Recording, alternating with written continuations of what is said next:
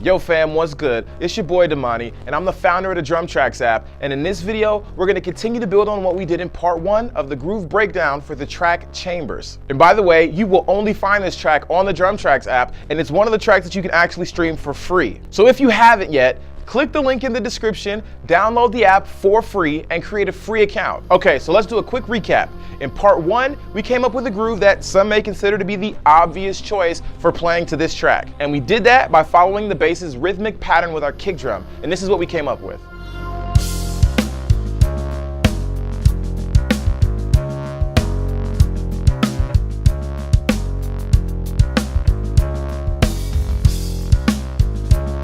Now, as you can see, it works, but I think we can get a little more creative than that. But while we're trying to be more creative, we still need to be mindful of all the elements of the music because that's where we get our cues when constructing a groove. So this time, I want to mix it up a little bit with the snare. So instead of having the snare just land on 2 and 4, I'm going to have the snare land on the second bass note, and that accents on the of 1. And of course, the of 1 is a 16th note before the downbeat of 2.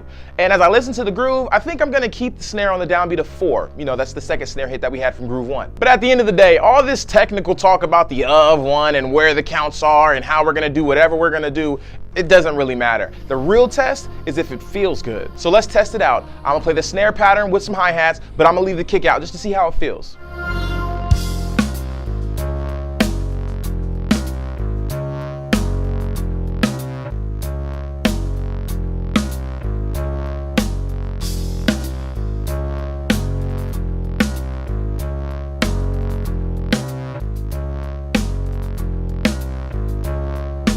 Okay, so we tried it out, and I actually like it. I can imagine how the kick drum is gonna sound, and me adding some ghost notes to season it up a little bit. Let's hear what that sounds like.